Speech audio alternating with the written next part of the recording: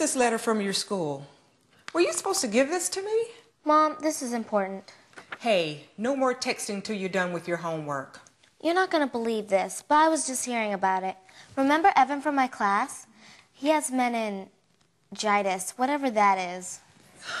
You know what? You were supposed to give this to me. And we're supposed to watch the news at 5:30 to get more information. What are you doing? Can I at least text Emily to remind her to turn to channel 3? Hurry up. This is important. It is 5:30 now. Our top story, a Springfield middle school student has been hospitalized with a case of meningococcal meningitis. The student is being treated for this serious infection and is in the intensive care unit at Springfield Hospital. Joining us now with more information on this serious issue is Dr. Amanda Cohn, a specialist in meningitis, a board-certified pediatrician, and researcher at the Centers for Disease Control and Prevention in Atlanta, Georgia, the CDC. Dr. Cohn, thank you for being here. Thank you for having me. I'd also like to add that I have 3 children myself, so I completely understand how nerve-wracking it can be to have a case of meningitis in your community.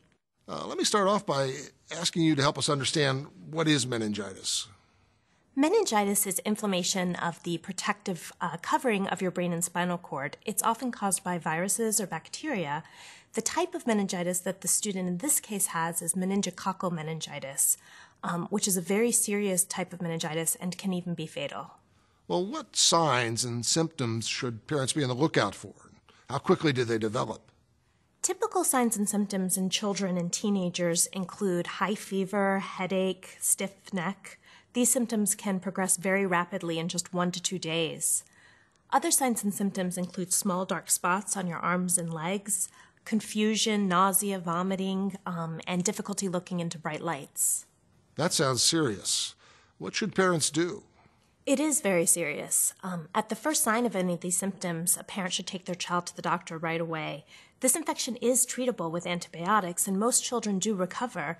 However, up to 1/4 of kids either die or have serious long-term consequences, such as losing a limb or having problems hearing. Is there any way to prevent this? Yes, this type of meningitis can be prevented. There's a vaccine that doctors recommend kids get at their 11 to 12-year-old annual checkup.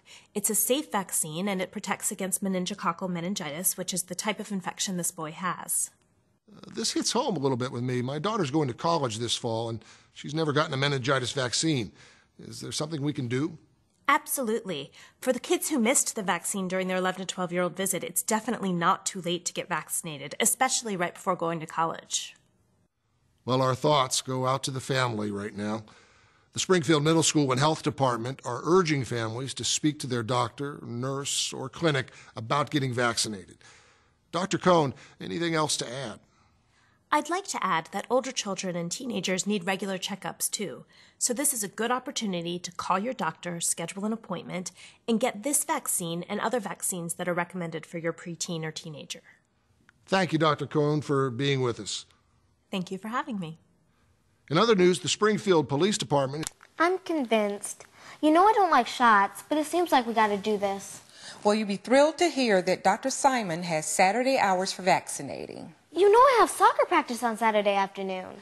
Well, I guess we'll just have to make it an early appointment to get vaccinated, won't we?